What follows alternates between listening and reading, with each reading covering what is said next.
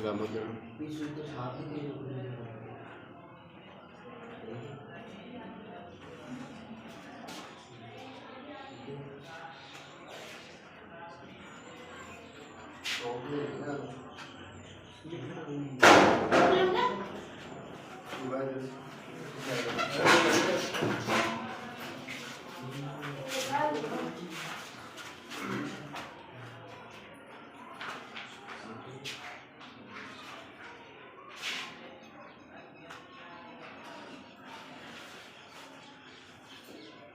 रासायनिक अभिक्रिया 10 प्रकार की होती है। कितने प्रकार की होती है? 10 प्रकार की, जिसमें सबसे पहले योगशील आती है, जिसको योगोत्पाद भी कहते हैं, संयोजन भी कहते हैं।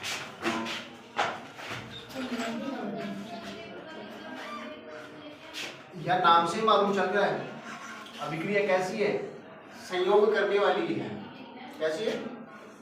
कैसी है? संयोग करने वाली, यानी जुड़ने वाली है कि उसके अंदर एक या एक से अधिक तत्व अथवा परमाणु जुड़कर एक नए एकल उत्पाद का निर्माण करते हैं। अभिक्रिया कैसी कहलाएगी? योगशील। कैसी हुई? योगशील। इसको एक बार राइट डाउन कर लो, नोट डाउन कर लो, मिटाएंगे इसको अभी। ये तो चैप्टर का विवरण लिखा है, अभिक्रिया सब एक साथ लिखी, हम एक एक को उतारेंगे।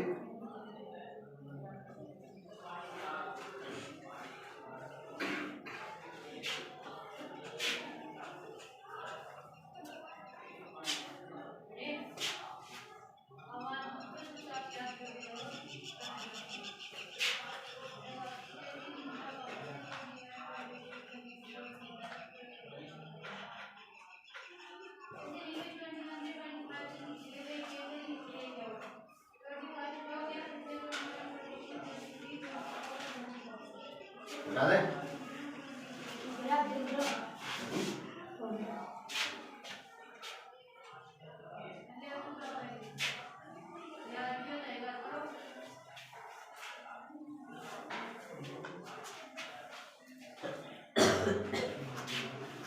तो इसकी परिभाषा लिखेंगे हम सबसे पहले। दो या दो से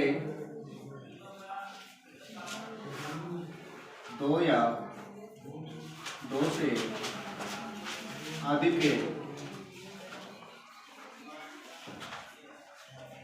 तत्व अथवा परमाणु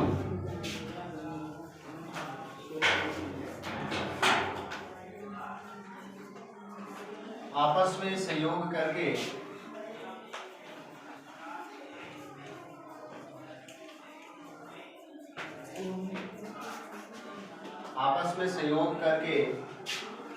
एक एकल उत्पाद का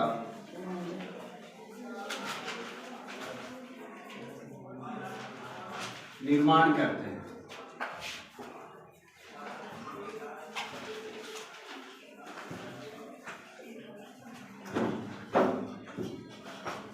योगशील अभिक्रिया के नाम।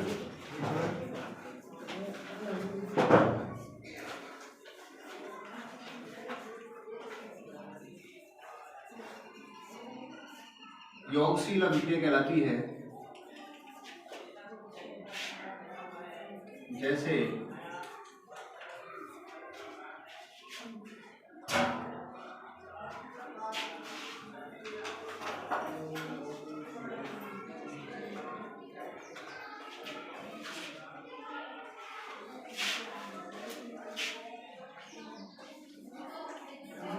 कल बात की थी अपन ने, मैग्नीशियम ऑक्सीजन से अभिक्रिया करके मैग्नीशियम ऑक्साइड बनाता है। यहाँ एक या एक से अधिक तत्व अथवा परमाणु आपस में संयोग कर रहे हैं और एक एकल उत्पाद बना रहे हैं। एकल उत्पाद यहाँ मैग्नीशियम ऑक्साइड है और एक या एक से अधिक तत्व अथवा परमाणु यहाँ पे मैग्नीशियम और ऑक्सीजन है। ये मैग्नीशियम का तत्व है, ये ऑक्सीजन का परमाणु है, अणु। परमाणु से मिलकर अणु बनते हैं, तो ये ऑक्सीजन का अणु है, ये मैग्नीशियम का तत्व है। ये दोनों आपस में क्रिया करके क्या बनाते हैं? Magnesium oxide. तो ये एकल उत्पाद बन गया। दूसरा उदाहरण भी अपन दे सकते हैं, N2+O2 2NO। इस सभी ग्रुप आप संतुलित करोगे तो MgO यहाँ लगा हुआ है, यहाँ लगेगा, वो यहाँ लगेगा, ये संतुलित है। इसके बाद में भी दूसरी समीकरण लगा सकते हो आप। कैल्शियम ऑक्साइड जल से अभिक्रिया करता है, कैल्शियम हाइड्रोक्साइड बनता है और साथ में ऊर्जा निकलती है, यानी उष्मा निकलती है। इसको कहते हैं बुझा हुआ चूना, बुझा हुआ चूना। इसको कैल्शियम हाइड्रोक्साइड, और इसको कहते हैं बिगर बुझा हुआ चूना।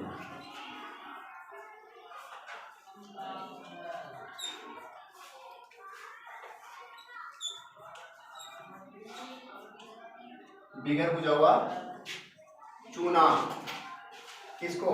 Calcium oxide. आपसे परीक्षा में प्रश्न ये पूछते हैं कि बिगर बुझे हुए चूने की क्रिया जल से कराने पे क्या बनता है, रासायनिक अभिक्रिया का समीकरण लिखिए। तो आपको मालूम होगा कि बिगर बुझा हुआ चूना ये होता है, उसकी अभिक्रिया जल से करवाते हैं, बुझा हुआ चूना प्राप्त होता है और उष्मा निकलती है। आप कभी घरों के अंदर पुताई करने के लिए कैल्शियम ऑक्साइड लाए हैं? पलू जिसे कहते हैं, पट्टे से लाएगा, वही कैल्शियम ऑक्साइड है। जब उसके अंदर पानी डालते हैं तो पिघलने लगती है, बुलबुले निकलने लगते हैं और वो गर्म हो जाता है। क्या होता है? गर्म। गर्म होने का मतलब उष्मा निकलती है। क्या निकलती है? उष्मा। और क्या बन गया? कैल्शियम हाइड्रोक्साइड का विलयन बन गया। उस विलयन से आप क्या करते हैं? पुताई करते हैं, चूना बनाते हैं, बजरी डाल के, डस्ट डाल के। आजकल बजरी तो कम काम करने लगी, डस्ट आने लगी ना, तो उससे क्या करते हैं? पुताई भी करते हैं और भवन निर्माण का काम भी करते हैं। ये तो है इसका साधारण नाम। परीक्षा में कभी कभी पूछते हैं कि साधारण नाम क्या है, और एक होता है रासायनिक नाम। रासायनिक नाम देखिए यहाँ पे, कैल्शियम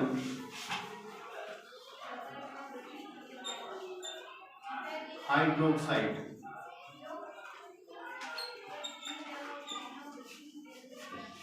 कैल्शियम हाइड्रोक्साइड, ये इसका रासायनिक नाम है।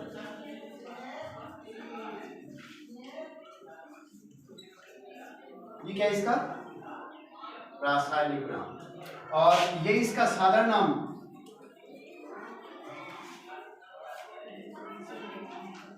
ये इसका साधारण नाम, और रासायनिक नाम है कैल्शियम ऑक्साइड। कैल्शियम ऑक्साइड, ये इसका रासायनिक नाम।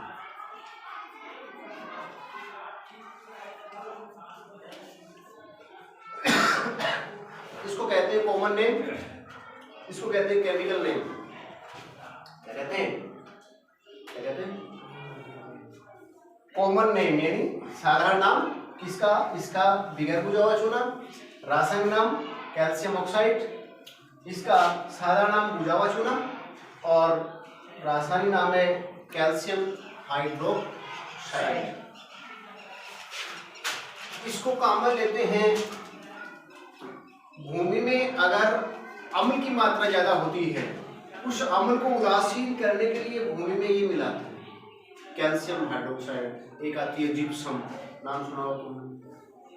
कट्टो भी आती है, पहले सोसाइटी में आया करती थी। जिंक का होता है, हाँ जिप्सम कहते हैं। वो जिंक अलग चीज होती है, वो जिंक अलग होती है। जिंक तो रेड कलर में भी आती है, उसके काम में लेते हैं। तो योगशील अभिक्रिया क्या हुई? संयोजन अभिक्रिया क्या हुई? योगोत्पाद क्या हुई? दो या दो से अधिक तत्व अथवा परमाणु आपस में जुड़कर संयोग करके एक एकल उत्पाद का निर्माण करते हैं। योगशील संयोजन या योगोत्पाद अभिक्रिया कहलाती है, और उसके उदाहरण ये हैं।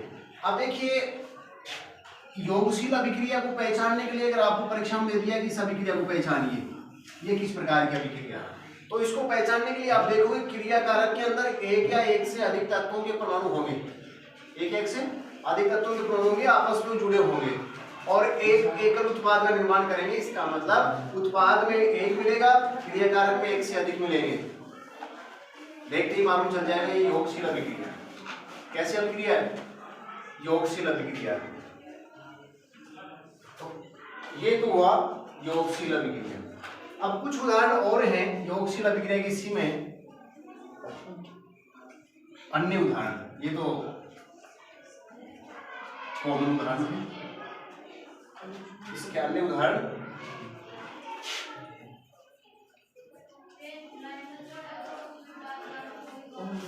जो हर बार परीक्षा में पूछते हैं।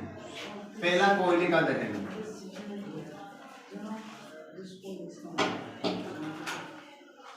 परीक्षा में प्रश्न पूछते हैं क्या कोयले का दहन एक संयोजन अभिक्रिया है? हाँ है। देखिए कोयला किसे कहते हैं? कार्बन को। और दहन करेंगे तो ऑक्सीजन के साथ में अभिक्रिया होगी। कोई भी पदार्थ होगा वो ऑक्सीजन के साथ में जलना प्रारंभ करता है। इसके साथ में? ऑक्सीजन के साथ में। अगर ऑक्सीजन की अनुपस्थिति होगी तो किसी भी पदार्थ का दहन नहीं होगा। इसलिए कोयले का दहन, तो कोयला क्या है? कार्बन। इसी का दूसरा नाम, पहला नाम दिया इसका कोयला, दूसरा नाम दिया इसका कोक, और तीसरा नाम आप जानते ही कार्बन। इन नामों से इसको पुकारा जाता है। जैसे घरों के अंदर तुम्हारे नाम भी अलग अलग होते हैं, ठीक उसी प्रकार से इसको भी अलग अलग नामों से जाना जाता है।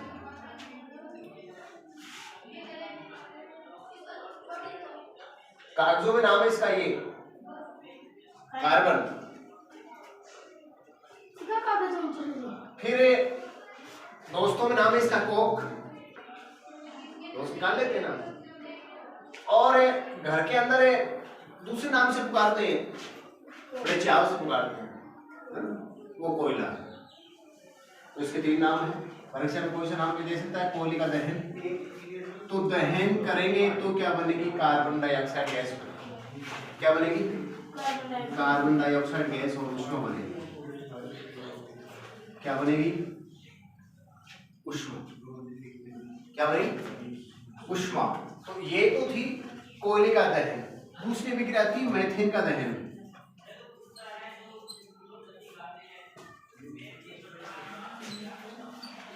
मीथेन का दहन।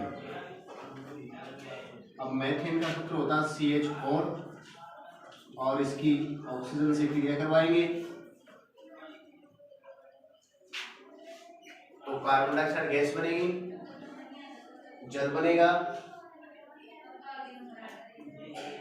क्या बनेगा? जल। जल, कार्बन डाइऑक्साइड गैस और उष्मा। कब? जब मीथेन का दहन होगा। क्या होगा? मीथेन का दहन। अब इस अभिक्रिया को आप संतुलित कर सकते हैं। क्रिया कारक ये हैं, उत्पाद ये हैं। क्रिया कारक में देखिए हाइड्रोजन 4 हैं, इधर 2 ही आ रहे हैं, इधर 4 हैं, इधर 2 हैं। तो इधर 4 करने के लिए इसको 2 से गुणा करेंगे। कितने से करेंगे? 2 से। तो 2 सामने लगा देंगे, 4 हो गए। इधर ऑक्सीजन देखिए 2 4 हो गई। कितनी हो गई? 4। इधर 2 ही है, इसको भी 4 करेंगे तो 2 सामने बिठा दिया, 4 हो गई। कार्बन इधर 1 ही है, इधर भी 1 ही है, हो गई संतुलित। कल बताया था मैंने, क्या बताया था कि आप एक सारणी बनाओगे संतुलित करने के लिए। एक तरफ तत्व लिखोगे, एक तरफ क्रिया कारक लिखोगे, एक बार फिर बता रहा हूं, और एक तरफ उत्पाद लिखोगे। अभिक्रिया में दिए गए तत्वों को लिखोगे तो यहाँ तो 3 तत्व आ रहे हैं, एक कार्बन, एक हाइड्रोजन, एक ऑक्सीजन। कितने आ रहे हैं? एक कार्बन, एक हाइड्रोजन और एक ऑक्सीजन। तो तत्व लिखा अपन ने कार्बन, हाइड्रोजन, ऑक्सीजन। अब देखेंगे कार्बन कितना है क्रिया कारक में, 1 है, और उत्पाद में भी 1 क्या है। हाइड्रोजन क्रिया कारक में 4 और इधर 2, और ऑक्सीजन इधर 2 और इधर 1, इधर 2 और इधर 1। कार्बन दोनों में बराबर है, संख्या कार्बन की दोनों तरफ में बराबर है। हाइड्रोजन की संख्या देखिए क्रिया कारक में 4 आ रही है, उत्पाद में 2 आ रही है, तो इसको 2 से गुणा कर देंगे तो 4 हो जाएगा। क्या हो जाएगा 4। किसको किया गुणा उत्पाद में किसको किया गुणा हाइड्रोजन को, तो उत्पाद में हाइड्रोजन का है यहाँ, तो यहाँ इसको 2 से गुणा कर दिया, इसको 2 से गुणा हो गया 4 दोनों में। फिर देखिए क्रिया कारक में ऑक्सीजन 2 है, उत्पाद में 1 है, क्रिया कारक में यहाँ 2 आ रही है, कितनी आ रही है 2, और उत्पाद में कितनी आ रही है, देखिए उत्पाद में तो यहाँ 2 लगा देते, 2 तो ये होगी, 2 ये 4 हो गई। उत्पाद में ऑक्सीजन कितनी हो गई 4, उत्पाद में कितनी हो गई, इसको काट दिया अपन ने, क्यों काटा, क्योंकि पहले 1 ही थी, अब कितनी हो गई 4 हो गई, कितनी हो गई 4, क्या लिखा 1 मिनट,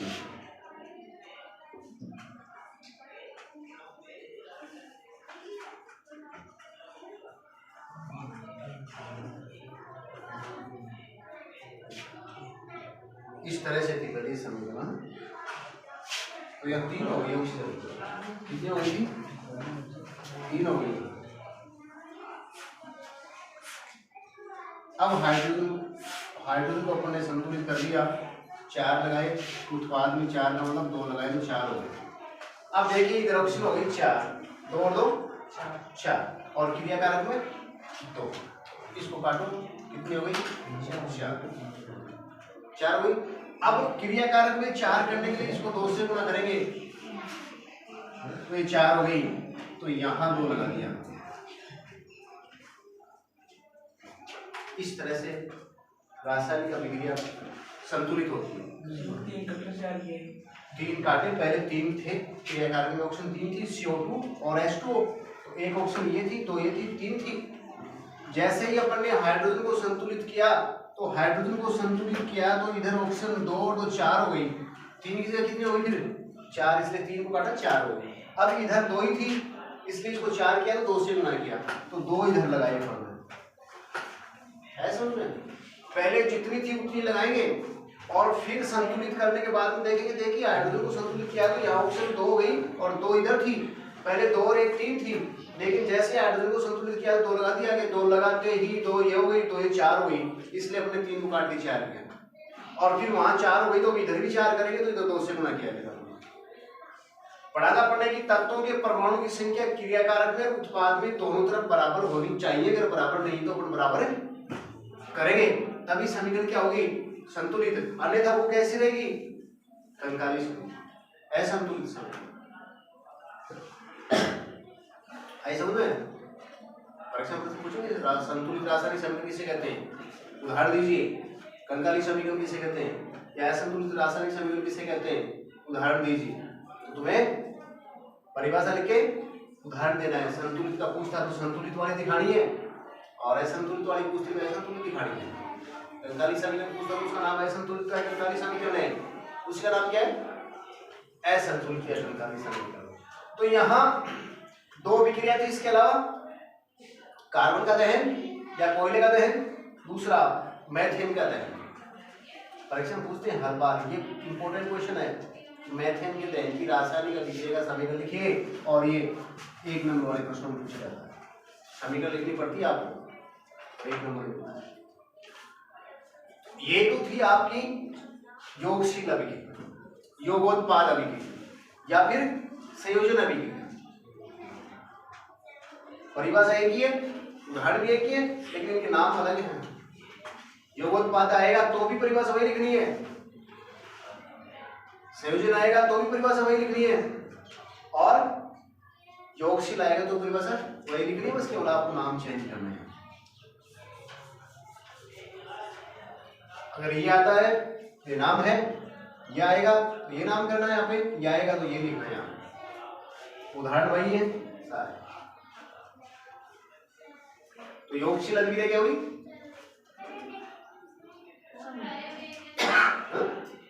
ऐसी अभिक्रिया जिसमें दो या दो से अधिक तत्व अथवा परमाणु मिलकर एक एकल उत्पाद का निर्माण करते हैं। कैसी अभिक्रिया कहलाती है? कैसे अभिक्रिया कहलाती है? योगशील कहलाती है, योग उत्पाद कहलाती है, संयोजन कहलाती है।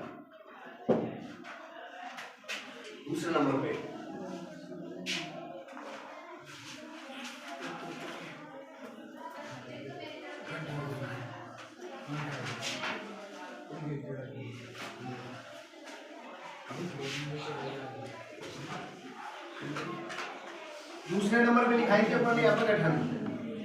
क्या लिखाई थी? अपघटन।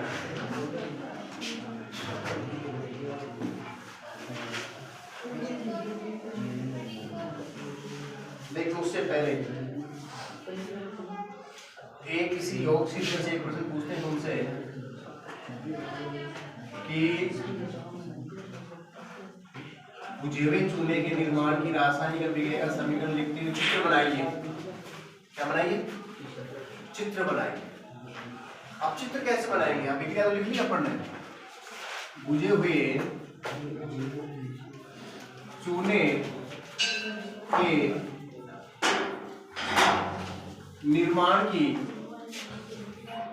रासायनिक समीकरण लिखते हुए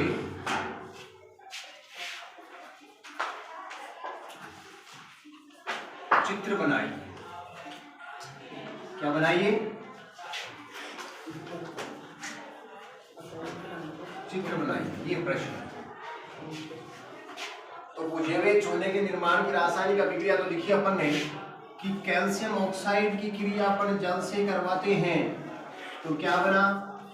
कैल्शियम हाइड्रोक्साइड और प्लस में उष्मा, प्लस में उष्मा। तो ये तो रासायनिक अभिक्रिया का समीकरण हो गया। अब ये कह रहा है कि चित्र भी बनाइए।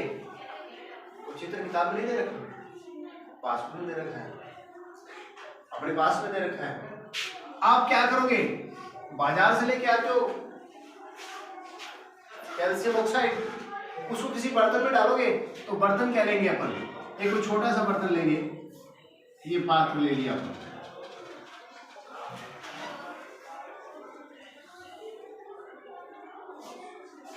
और इसमें ये कैल्शियम ऑक्साइड के टुकड़े डाल दिए और इसमें जल डाल दिया। ये जल है,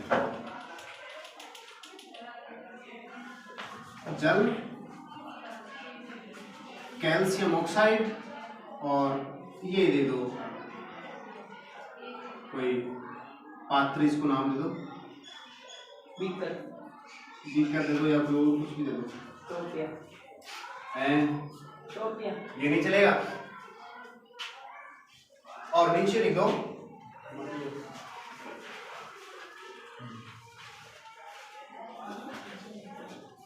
बुझे हुए चूने का निर्माण। ये चित्र बन गया। ये क्या बन गया? चित्र। एक नंबर इसका और एक नंबर इसका, दोनों।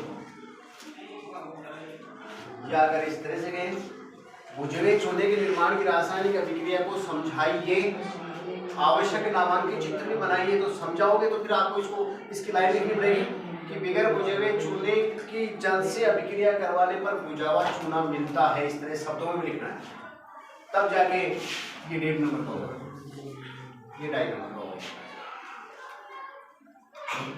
तो एक अभिक्रिया पूरी होगी तुम्हारी, कौन सी? योगशील। कौन सी? योगशील। दूसरी अभिक्रिया कर पड़ेगी, याद करके आना, किताब उठा के देखना।